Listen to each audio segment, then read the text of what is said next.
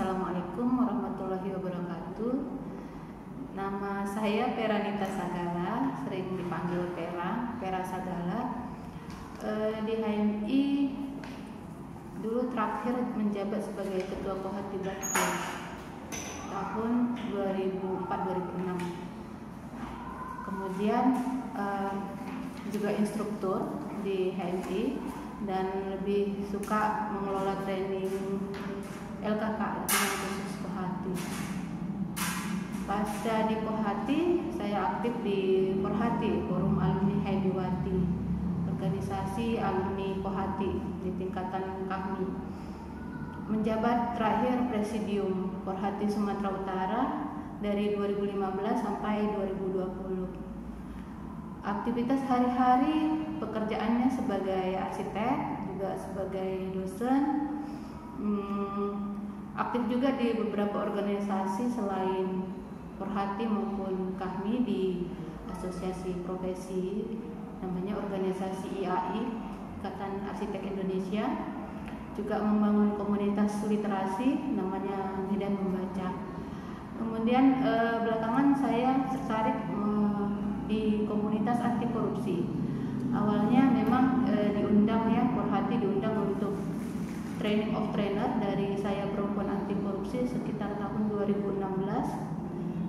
Kita waktu itu 2 orang dari Forhati Sumut, kemudian kita ajak adik-adik Kohati beberapa orang.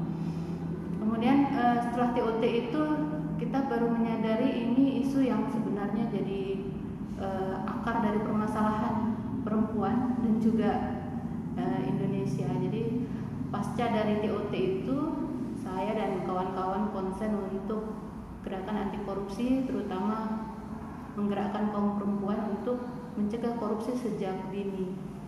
Itu dia di Saya Perempuan Anti Korupsi itu komunitasnya sudah banyak ya di Indonesia. Komunitas yang awal dibentuk oleh KPK bekerja sama dengan IPJ ya, Australian Aid. Nah, setelah pasca pembentukan itu menjadi komunitas yang mandiri dan tersebar di seluruh Indonesia. Dan paling banyak itu Indonesia Timur.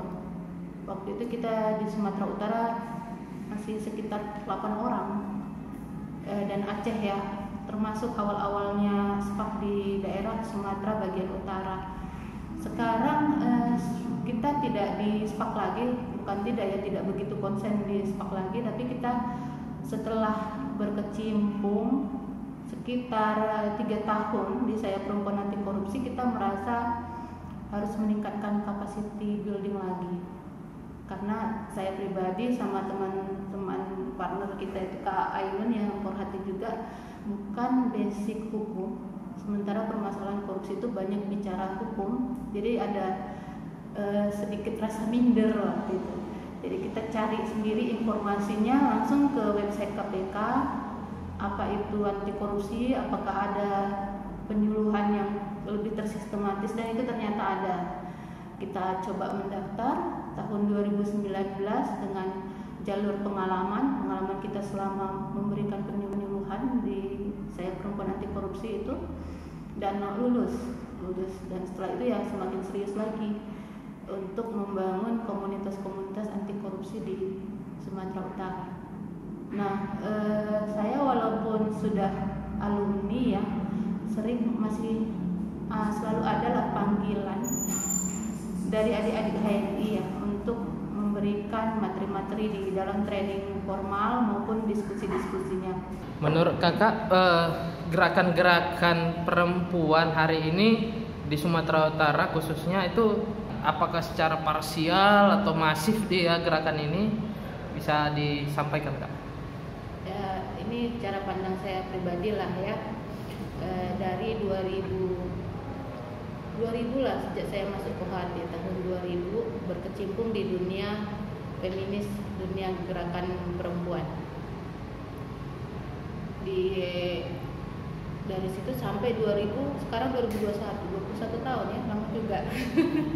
Jadi di Kohati itu waktu saya ketua Kohati isunya yang ya kita terlibat di gerakan-gerakan nasional. Waktu itu isunya undang-undang anti pornografi dan porno aksi.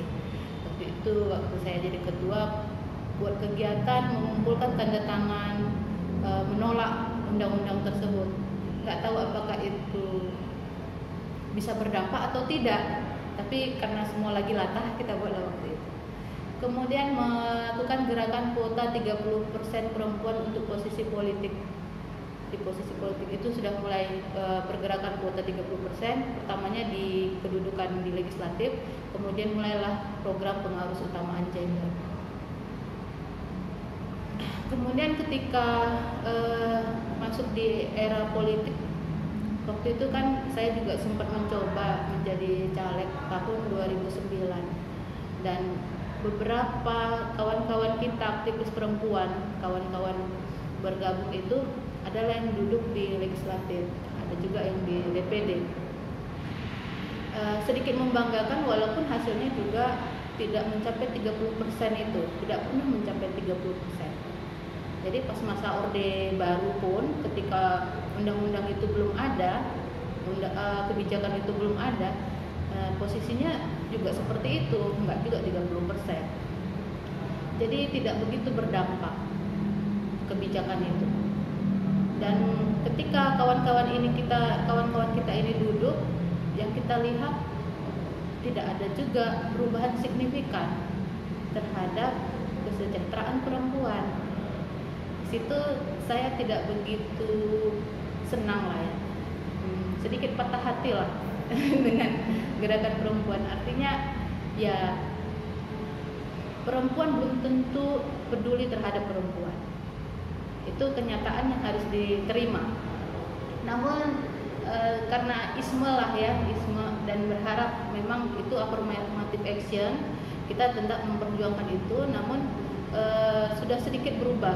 Kita ingin kaum laki-laki yang punya cara pandang peduli terhadap perempuan itu juga lebih banyak, sehingga dampaknya seimbang.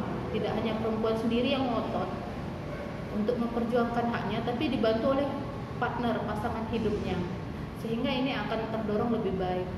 Kalau di pemikiran-pemikiran feminis keislaman ini sudah seperti itu di wacananya. Seperti Nasaruddin Umar yang banyak buku-buku kajian kesetaraan gender, itu lebih mudah dibaca dan memberi pengaruh, khususnya saya pribadi ya, dan saya lihat banyak juga teman-teman yang membaca buku beliau. Artinya kalau ulama laki-laki menceritakan perspektif gender, sepertinya lebih mudah berdampaknya, karena laki-laki juga baca. Kalau perempuan yang nulis itu biasanya segmennya ya perempuan aja begitu. Nah, kalau kondisinya pada posisi sekarang, saya melihat gerakan perempuan yang masih seperti itu. Dia masih adalah kekecewaan itu, karena kita harus realistis. Perempuan itu belum tentu membela kepentingan perempuan, karena dia juga dibentuk oleh sudut pandang yang patriarki. Dan kalaupun mereka tidak terpilih lagi, saya sih fine-fine aja. Tidak begitu merasa sedih, tidak. Kenapa ya? Ya kenyataannya memang kontribusi mereka selama duduk di situ mendapatkan jabatan itu tidak banyak perubahan. Tidak banyak perubahan.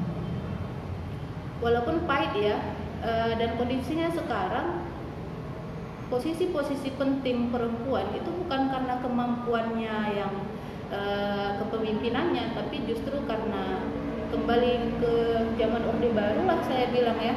Sebelum masa-masa, rata-rata pemimpin perempuan saat ini yang menduduki posisi-posisi kepala daerah atau posisi di birokrasi itu karena dia anak seseorang, karena dia punya material kekayaan yang lebih dari yang lain ya, kaya warisan atau apa, tapi bukan karena dianya.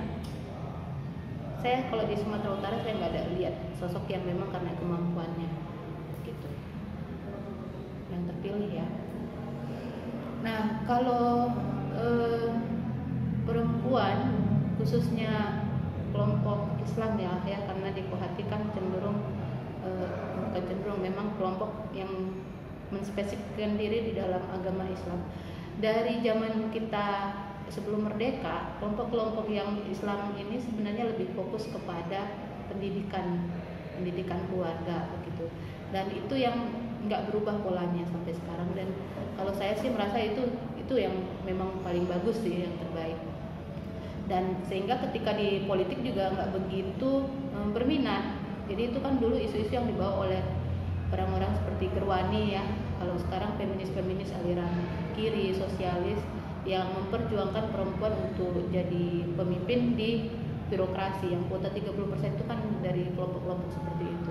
Jadi cenderung kelompok perempuan Islam ini tidak begitu agresif dan lebih berkutat pada keluarga, pendidikan, dan anak. Dan Kohati juga seperti itu sekarang. Di masa saya di Kohati sedikit ada disusupi dengan ideologi-ideologi feminis kiri itu. Jadi minat terhadap gerakan-gerakan politik perempuan itu cukup tinggi masa itu. Apalagi masa itu juga masa reformasi ya, 98, 2000, banyak perubahan-perubahan iklim politik yang membuka yang tadinya terkungkung jadi bebas. Tapi sekarang polanya seperti itu lagi. Nah, Kohati di masa saya dan sekarang secara aturan organisasinya itu sebenarnya jauh berbeda. Jadi tidak mengherankan juga pola gerak mereka juga berbeda.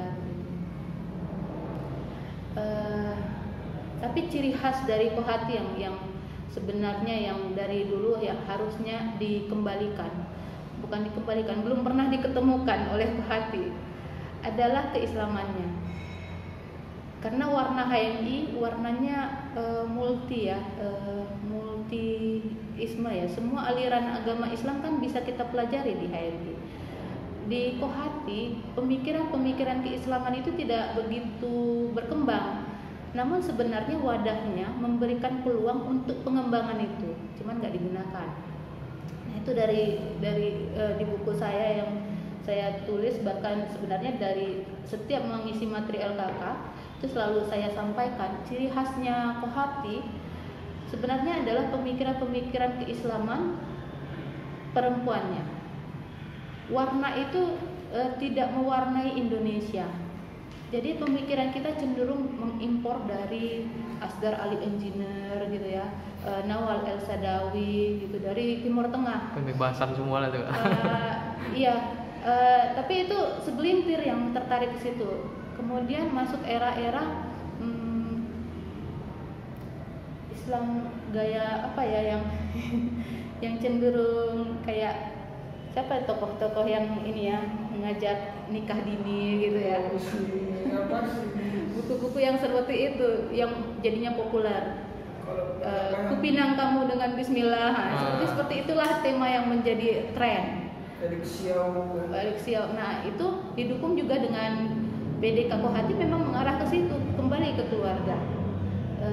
Seolah-olah menikah adalah solusi perubahan peradaban ini. Tapi kalau nggak selesai orangnya ya gimana mau berubah ya, begitu.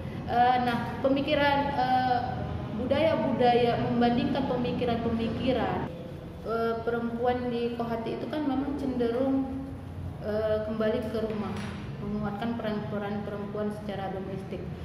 Di masa saya itu tidak ada istilah perempuan sebagai istri, sebagai ibu, sebagai anggota masyarakat. Tidak ada di dalam format pergerakannya atau pembinaan Hebiwatinya. Nah, itu sekarang muncul. Saya nggak tahu sejak tahun berapa itu ya. Dan itu sangat digemari oleh kader-kader Kohati. Kalau saya mengelola LKK atau mengisi materi LKK, itu sangat menjadi patron panduan mereka lah, bahwa perempuan harus begitu, menjadi seorang istri, menjadi ibu yang baik, menjadi anggota masyarakat. Dan kalau saya masuk mengisi materi LKK, maka saya cuma tekankan satu, kalau kamu jadi perempuan, yang pertama harus kamu selesaikan adalah menjadi dirimu sendiri, begitu. Kalau kamu menemukan jadi diri sendiri, maka kamu akan bisa menjadi ibu, menjadi anak yang baik. Nah, bagaimana menjadi diri sendiri itu konsepnya, kalau yang mau yang benar di dalam Islam ya di dalam Al-Quran itu dikembalikan. Jadi kajian-kajian keislaman itu harus rutin di Kohati. Namun saya kan seperti tetesan air ya di antara lautan ya. Sementara tren itu ingin kembali lebih mendominasi perempuan itu pada peran-peran domestik.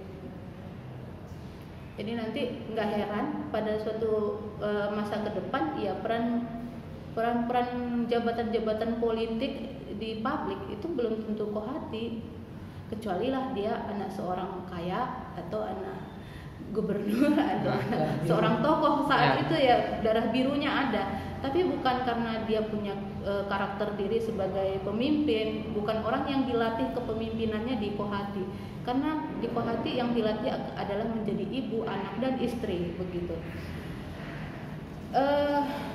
Jadi saya melihat permasalahannya itu dari akar pemikirannya, dasar motivasi hidupnya, di pemahaman dia terhadap konsep Islam itu sebenarnya menjadi PR besar di kohati. Makanya walaupun saya tidak berkohati lagi, analisis selama memberikan materi-materi di LKK, keresahan saya melihat kader-kader kohati sekarang itu saya tuliskan aja di buku ini ya. Walaupun ini buku ini adalah panduan praktis mengelola latihan khusus kohati, namun materi LKK ini sendiri yang paling inti adalah materi keislaman. Jadi saya masukkan pesan-pesan saya bagaimana kita penting untuk mengkaji kembali, menemukan identitas diri dari keislaman.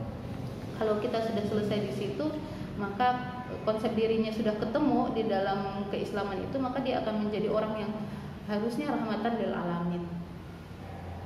Nah, saya coba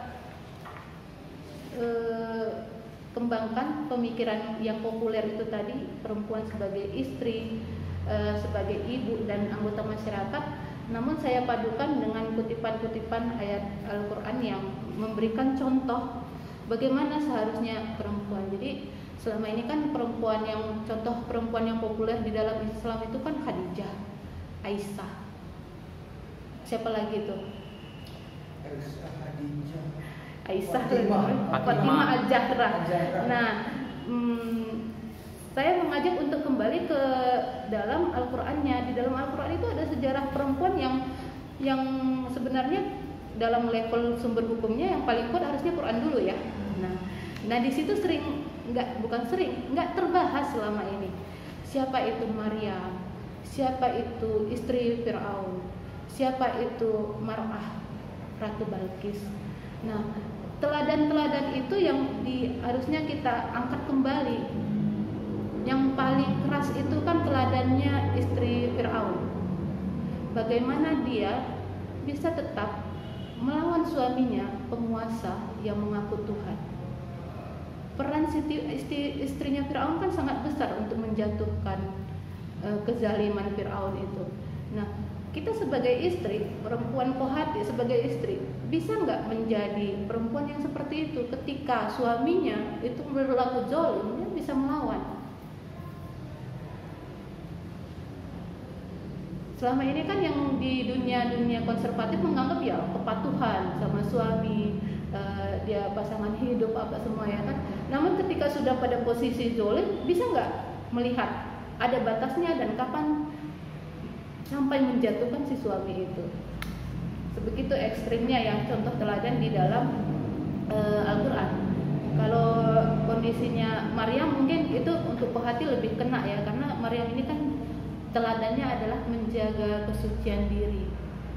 Namun dia juga teladan bagaimana menjadi ibu yang baik. Di dalam Quran satu-satunya perempuan yang disebutkan namanya itu Maryam. Artinya diakui sebagai perempuan. Dan jadi contoh itu Maryam. Kalau istri Fir'aun dia sebutnya istri, tidak pernah sebut nama. Jadi satu-satunya perempuan ini dan Maryam ini kan contoh ibu yang baik. Ibu yang baik yang bagaimana? Dia ibunya Nabi Isa, gitu ya. Artinya dia mampu melahirkan orang sekualitas penyampai risalah agama. Nggak ada ibu yang tidak ingin anaknya menjadi orang yang bagus agamanya ya. Nah itu contohnya ada, itu Maryam. Dan Maryam ini kalau di dalam sejarahnya di Al-Quran dia bukan orang yang punya suami. begitu. Jadi sangat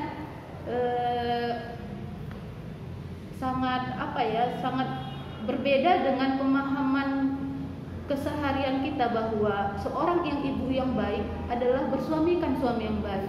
Tidak, Maria mencontohkan seorang ibu tanpa pasangan pun dia bisa menjadi ibu yang baik. Itu tadi bicara kisah Maryam ya. Jadi ada di sini rangkuman sebenarnya materi keislaman saya rangkum dari dalam bentuk puisi yang saya tulis di buku ini. Ini yang cantik membacakan puisinya ini Halimah nih, Ketua Pati Cabang, nanti kasih kesempatan dia membacakannya. Jadi di sini judulnya Muslimah Menjadi.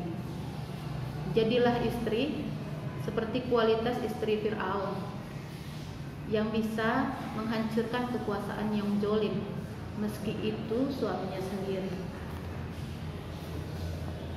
Jadilah ibu seperti kualitas Maryam yang mampu melahirkan anak sekualitas Nabi Isa.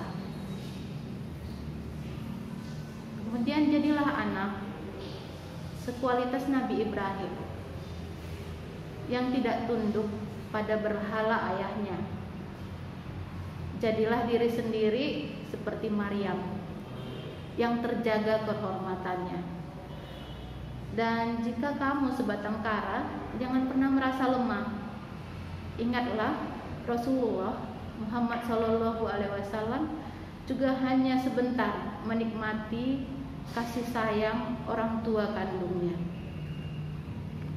Jadi doktrin populer yang dipohati saat ini saya padukan dengan pemahaman keislaman agar mereka menjadi diri, menjadi istri, menjadi anak itu sesuai apa maunya Islam itu sebenarnya. Nah itu saya rangkum di dalam buku ini, khusus materi keislamannya. Itu masih sebagian kecil sih. Ada 3 pemikiran tentang keislaman di sini, pemikiran saya. Oke Kak, jadi Kak kalau untuk khusus dia di wilayah Sumatera Utara Kak, gerakan perempuan ini Kak, bagaimana pandangan Kakak hari ini? Apakah masih jalan masing-masing ataukah sudah memiliki komunitas yang besar sehingga memiliki dampak perubahan untuk perempuan itu? Ya, di dalam sejarahnya kan gerakan perempuan ini terbelah 2 sebenarnya. Perempuan yang konservatif yang cenderung memegang teguh doktrin agama. Kalau Islam organisasinya Muhammadiyah, Nahdlatul Aisyah, dan HMI ikut-ikutan bikin Kohati begitu. Dan satu lagi kan kelompok yang radikal, yang cenderung sosialis, yang cenderung memperjuangkan peran politik perempuan.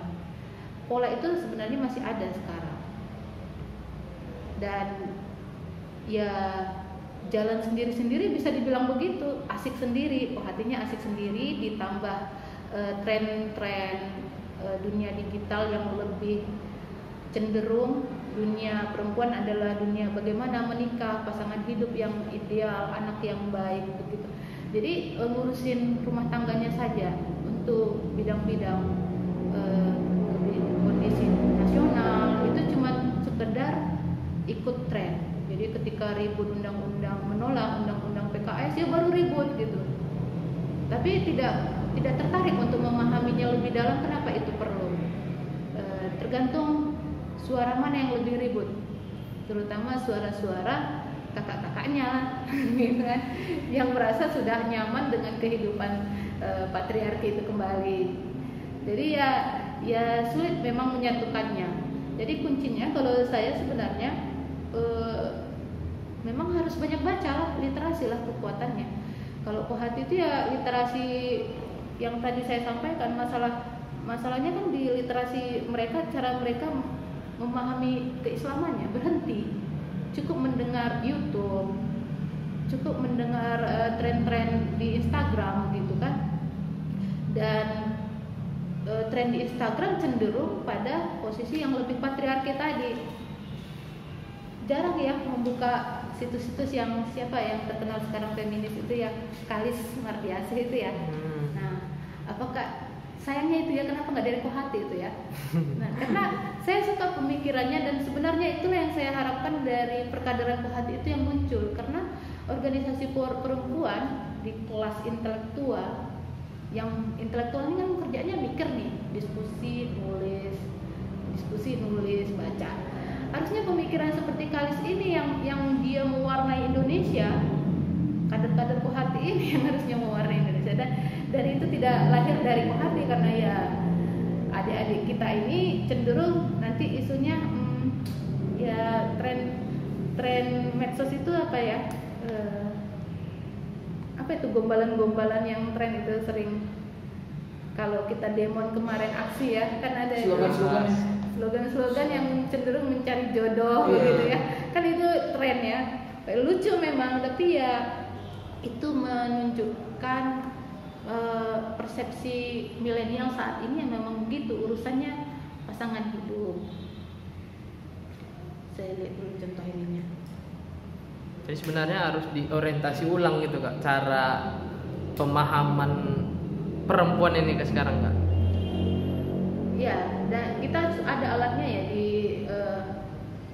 di perkaderan kita, hanya saja ya itulah kenapa buku ini saya buat supaya mulai mewarnai perkaderan Kohati itu untuk kembali mengkaji lebih serius lagi, mengkaji tentang jati dirinya, bukan dipengaruhi oleh bombardir berita-berita sama Instagram itu yang dunia digital yang cepat sekali deras informasinya. Nah ini contoh-contohnya ya kan, aksi. Aku kira yang lemah cuman hatiku, ternyata KPK juga gitu kan. Patah hati sama rejim gitu ya, yang ngarah-ngarah ke romantisme ya, tapi dihubungkan ke politik. Cukup cintaku yang kandas, KPK jangan gitu. Ini saya kumpulkan waktu sibuk di undang-undang KPK ini, dekatan nih sama undang-undang penolakan undang-undang PKS waktu itu. Jangan matikan keadilan, matikan saja mantanku. Yang seperti ini kan gambaran bagaimana ya beginilah milenial kita sekarang gitu. Nah, bukan saya menyalahkan itu, tapi ya kita juga harus beradaptasi agar kita juga Kohati juga orang yang berkontribusi terhadap Indonesia ini, terhadap gerakan perempuan ini, bukan yang cuma ngurusin urusan rumah tangga dan mantan dan hatinya gitu. Ya, saya sering menghadapi penolakan dari Kohati sendiri, saya sadar, tapi ya tetap harus saya suarakan betapa sempitnya gaya hidup Kohati saat ini. Ya, mohon maaf lah. Berbeda pandangan hal berbeda biasa. Pandangan memang hal biasa. Namun saya inilah salah satu bentuk perjuangan saya menuliskan pemikiran saya. Kalau ini nanti dibaca oleh adik-adik, terutama ini bukunya sebenarnya ditujukan ke instruktur Kohati ya, instruktur yang Kohati. Mudah-mudahan bisa memberikan warna baru, karena saya juga mendapatkan pemikiran-pemikiran seperti ini juga karena membaca banyak buku yang saya baca, saya bandingkan, saya buka-buka lagi sumber Qurannya, tidak terima bulat-bulat, diskusi, kemudian ya kita tuliskan. Jadi berkontribusi terhadap peradabannya lewat buku. Oke Kak, terima kasih sudah memberikan informasi jauh lah kan, dari awal sampai akhir, dari hulu ke hilir. Mungkin ke depan kita bisa berdiskusi lagi Kak dengan tema-tema yang lebih menarik lah Kak, kan tidak sekedar sumur kasur dapur, tapi bagaimana kita meraih legislatif ya Kak, itu ranah kita tuh jangan di situ saja gitu kan. Ya, satu momen lah yang sekarang lagi tren ya, kan perebutan posisi ketua KAHMI Medan gitu ya. Saya sengaja ngangkat tuh kandidat perempuan. Di mana tuh hari itu sebenarnya? Nah itu untuk berjuang di keluarganya sendiri tidak berani tampil, ya kan? Makanya saya sorong aja ketika ada yang mau maju, walaupun dia sekedar iseng, udah buat flyer kita tampilkan aja. Itu aja sudah menakutkan banyak orang gitu. Seolah-olah Arijo lupa hubungan Anissa kan, ada yang masukkan saya perlu kan, saya iya nggak usah dibalas juga, nggak guna juga. Capek berdebat itu ya kan. Lihat aja pasarnya gimana gitu kan. Artinya tujuan targetnya adalah perempuan berani tampil karena dia merasa benar, itu haknya gitu ya. Beraktivitas di Pohati ya selama 6 tahun lah ya, 4 tahun lah kalau kita kuliah kan ya, kenapa tidak membuat percaya diri tampil di publik menjadi pemimpin gitu. Apakah di Pohati itu memang untuk mencetak sempurnakan Pohatimu maka sempurnakanlah HMI, selamatkan nikahilah Pohatimu maka sempurnalah HMI. Nah, apakah cuma sebatas itu? Coba selamatkan Indonesia, Pohati yang menyelamatkan Indonesia gitu. Tren teroris itu ya kita perhatikan belakangan itu kan kita sedih ya. Kenapa perempuan yang bawa bom? Itu apa yang membuat seperti itu? Bawa anak lagi pada kejadian tertentu ya kan? Artinya pemikiran-pemikiran itu sangat mendominasi. Tapi pemikiran untuk merubah secara kebijakan publik harusnya ada gitu. Dan Pohati punya kekuasaan untuk itu yang belum dikembangkan. Itulah keresahannya Abdul. Oke Kak, terima kasih Kak. Oke Kak, mungkin sampai di sini dulu Kak diskusi kita. Mungkin bisa kita lanjutkan lah Kak, mungkin di lain kesempatan. Terima kasih karena sudah memberikan ruang dan waktu untuk berbagi, walaupun lebih tepatnya curhat ya. Mudah-mudahan bermanfaat dan sukses terus ini untuk kanal YouTube-nya, menjadi pembelajaran untuk anak-anak HMI maupun Pohati yang mau berpikir dengan tren teknologi juga ya.